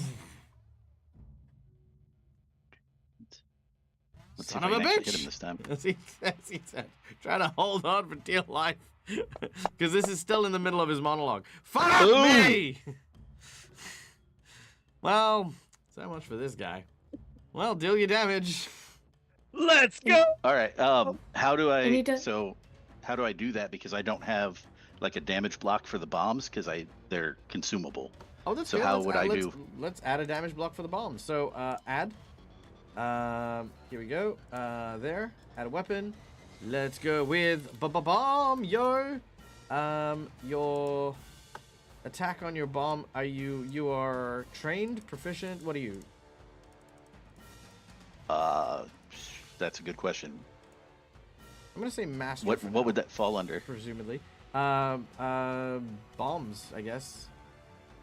But we'll figure it out. It's fine. And Yeah, how much I mean, damage does well, this one because if do? it's crafting, I'm a master in that. We'll put it in master for now. So 3d8 fire, is it? Yeah, its base is 3d8 fire, Yep. Which and that's which without the runes. And what does the rune give you? That'll be an extra 2d8. Done. Anything else? 3 persistent fire damage and 3 fire splash damage.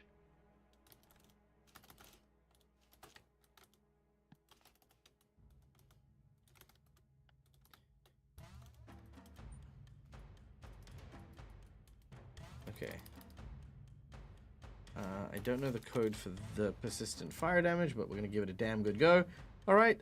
You should be able to drop that onto him with a crit now. All right, and that's left shift and then click, right, for the crit? Yeah. Or you can hit the. There's now a critical damage button for it. There is? What? Bottom left, next to the modifiers. Oh, that's amazing.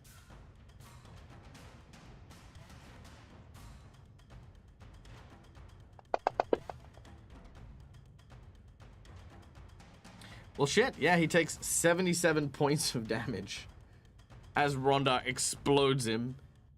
He then also takes the persistent fire damage, which is how much? 3?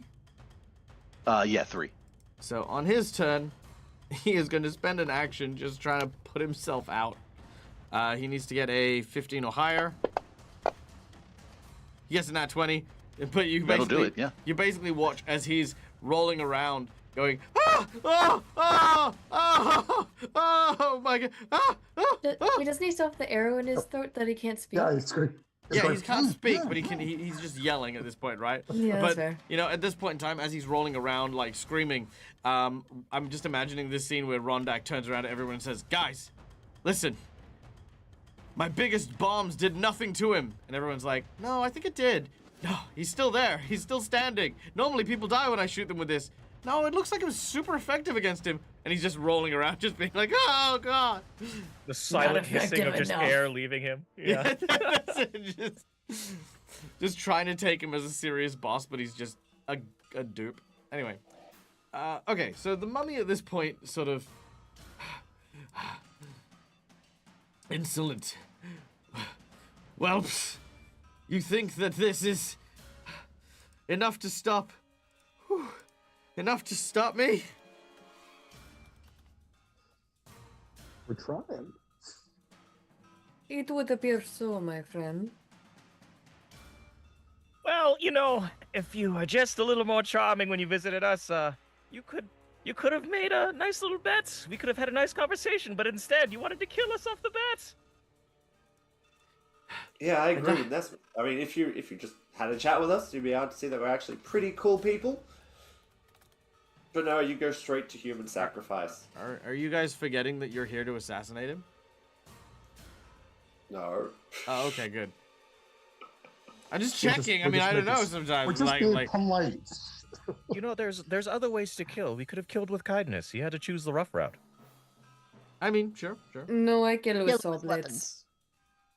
weapons. And like I said, guys, we still have that dinner reservation. Yeah. He says the only thing you're going to be eating is this, as he begins to cast a spell. But no sooner than he begins to cast, giant wing beats can be heard from overhead. A shadow flies across as behind the mummy lands what looks to be a large falcon-headed winged lion with a humanoid face and golden fur.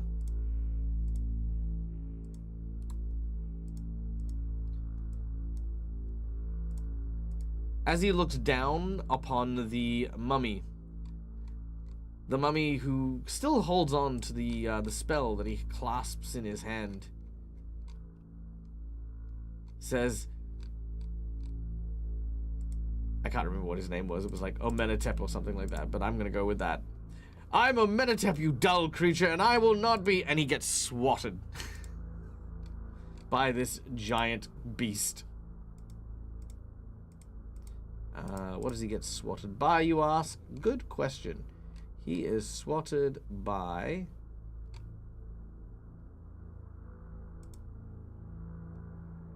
How do you think he gets that golden tan of his? That's terrifying. This is too good.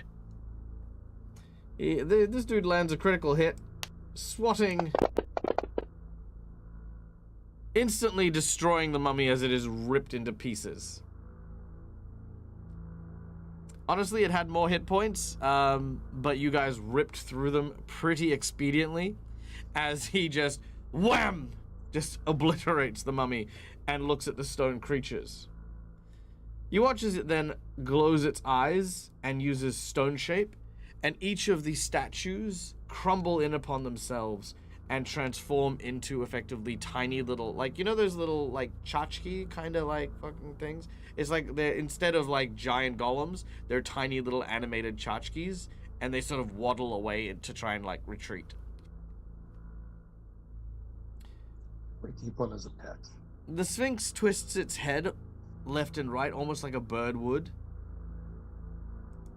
And as it does so, it addresses the six of you. Welcome to the Wandering Boss. And it simply says,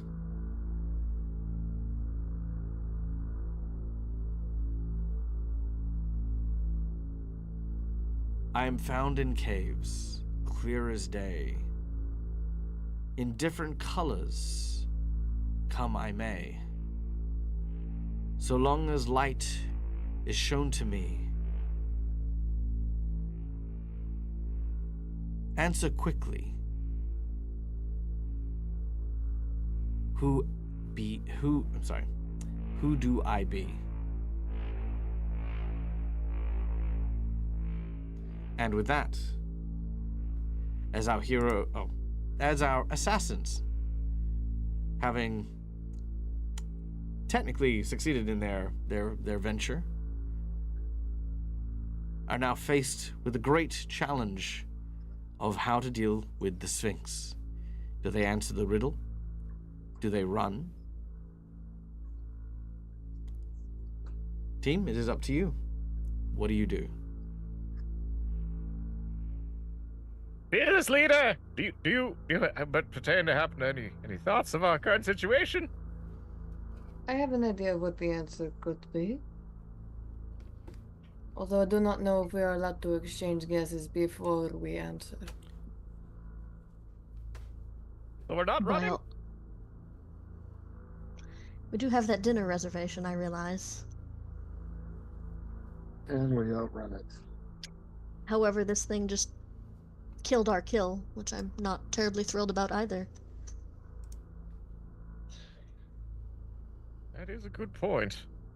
I mean, I have a concept. If you want to start spitting ideas.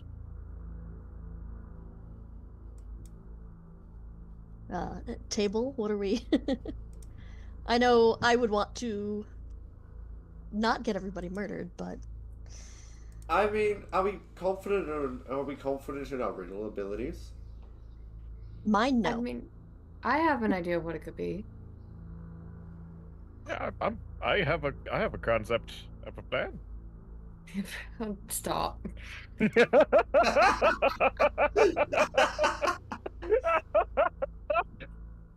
It's too good not to do. Just right at that moment, I just kind of had to throw that in there. That just felt right. I feel like gems are like a good answer. Treasure, unfold, colors and whatnot. That's up to. Anyone else got any thoughts? Nesmith, I believe it is specifically a crystal. Oh, yeah. Yes, the crystal does make sense, yes. You know, crystal Rondak? clear. You have the alchemical fear and all those sorts of things with your silly little smells and whatnot, always leaving us up at night. You got a clue? I was just gonna shoot a bomb at him. you see him just sort of like putting all of his glass bombs into like a big thing, and he's just like, what? Solving a what now? Just don't mind me. I'm just preparing something special. It's fine. Rondak, that better be for our celebration later of surviving. I can't deal with this now, please. What was the riddle again, please? The riddle again. And it was a good riddle too.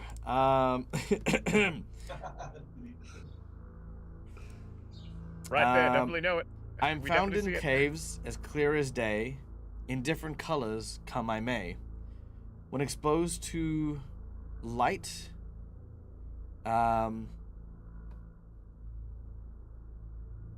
something, what am I?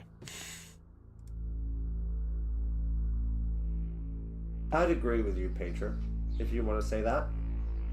I'll let you take the lead on this if you like. Oh, thank you. I love being the martyr. The martyr? No, it was a great idea. I'm pretty sure you No. have. It is a really good idea, and I would like you to take. To take credit for this answer. Pietro, we just agree that your stunning good looks and your charm could get us out of the situation. You're pretty intelligent. I'm not really good with words, so it's just. And then I slowly start pushing Pietro a little further up. All right, cowards. Sphinx, may I answer?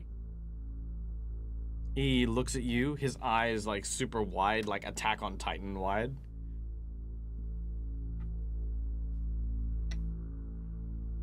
For my answer, I say crystal. Make a fort save as he glares at you. His eyes glow. Let's see.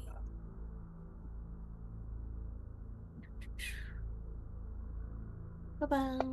I'll be real, that was my guess as well. I'll but hero point Kara it. not smart. Ba-bow. I will jinx point it. Ba-bow. Oh, my I'll hero goodness. point it again. You cannot. Oh, why No. not? Pietro Dad. turns. Hey, why not? Pietro turns to glass. A perfectly transparent statue of Pietro now stands in their place.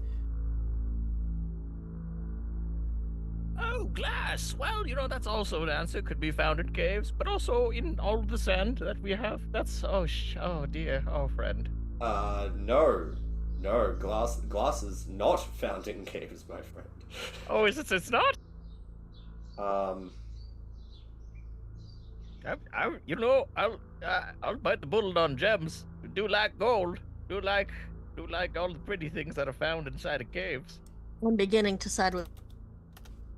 that's a great idea, Nesmith. Why Anyone don't- who wishes to may make a survival check to consider what might be in caves. Crystal is a good guess. You're right. I did forget that I do have skills, and we can roll for this, and You RP can our roll for way out of these. it. Wait, we're doing survival, right? Mm-hmm. Okay.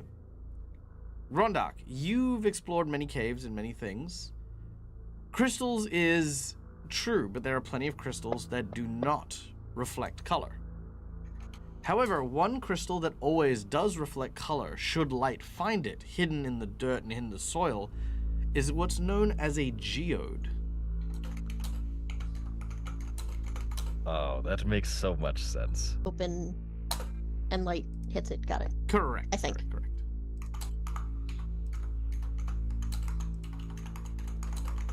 Who wants to say? Wait, who wrote for it? Wait, we said Rondak. Well, Rondak, if you thought it first, go for it, friend. Yeah, Rondak knew that. All right. Rondak will step forward, like that, and he'll look up at the Sphinx, and he's just sort of tossing one of his bombs in his hand, like it's a tennis ball, just up and down, just tossing it. Is the answer geode? The Sphinx looks at you and its eyes begin to glow as it steps down from the stairs. He says, "That answer is correct." And will present you with a geode. It is just a stone and a rock.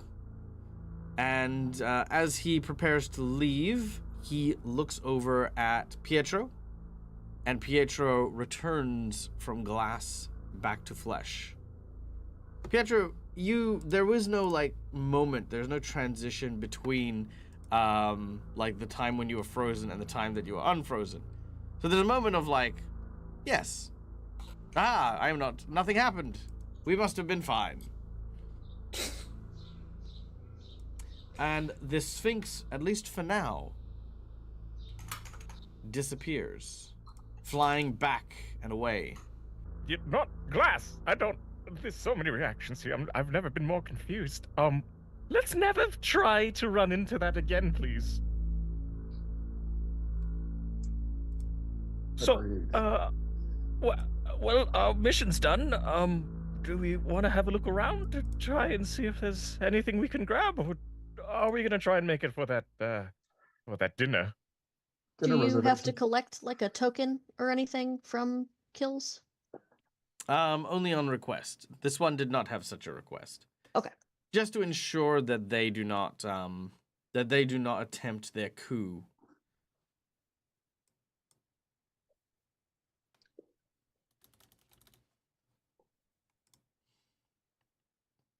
I'm hungry. I don't know about you guys. That dinner reservation sounded awfully good. I cannot believe how this worked out so well. I'm actually astonished. What do you mean? We're trained professionals. Belstrom will What? make his way up the stairs towards the body of the mummy. Kind of sift his foot through it just in case there might be something in the wrappings.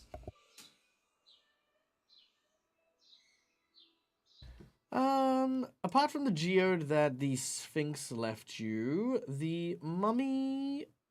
Let's have a look. I don't think the mummy really has anything.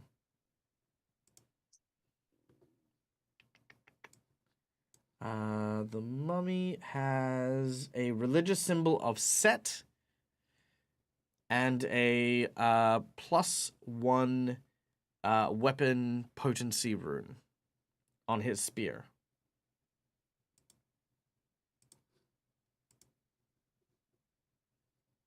We'll take the spear.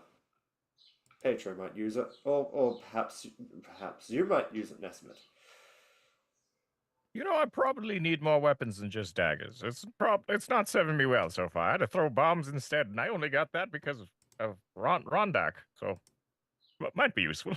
Yeah, it could be used as a crutch, my friend. Oh yes, I think I'll need it. He'll throw the spear up at Nesmith.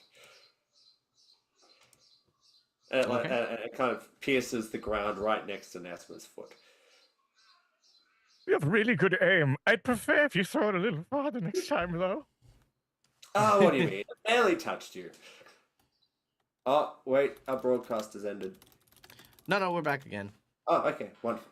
Okay, so as you gather up your stuff, you make your way towards your dinner. Gathering around at a rather fancy restaurant, you celebrate your plan. Most of you coming out completely unscathed, and Kara having some new war wounds to share stories about. There's a certain sense of pride, Kara, that you have with this group. They aren't exactly the most coordinated individuals, as every single one of them has their own unique speciality. But when together, there is no gaps, there's no flaws in what you are capable of. Everyone, whether their strengths or weaknesses are there, highlight each other. If it wasn't for, say, the information that Kalu had learned, Rondak wouldn't have been able to use his invention. If Nesmith hadn't cleared the giant along with Pietro and yourself, then the giants may have made their way and interrupted the back line. And Balsam, stepping forward, helped lower the guard of the mummy, who saw his advantage and refused to do things like retreating or finding himself cover or defending himself. The 6 of you work quite well. Therefore, it is of no surprise that a letter finds itself in your hands. This one causes you to all stop your celebrations immediately.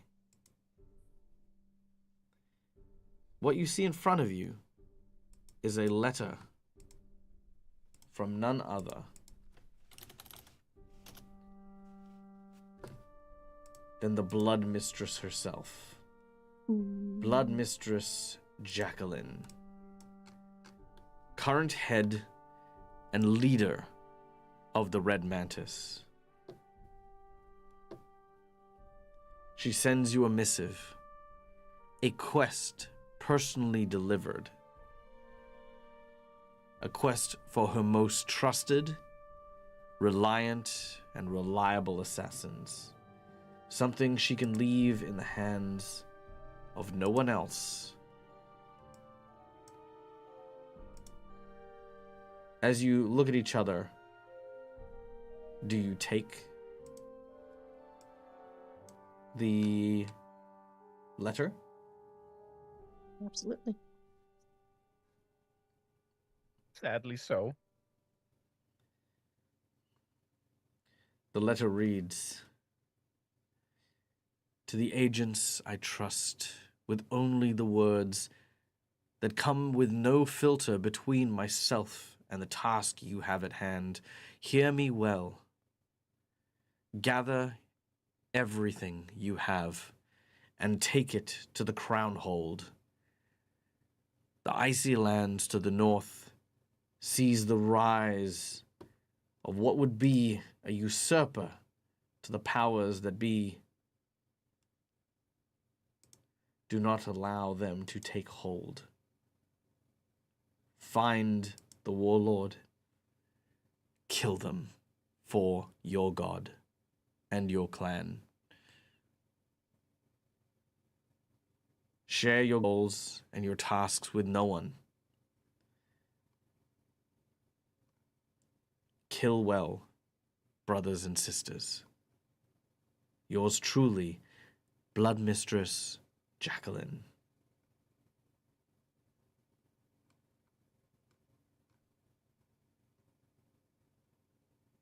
You know, the charm never really lets go of with her. She's always just so frightening and charming at the same time. It's almost unbelievable.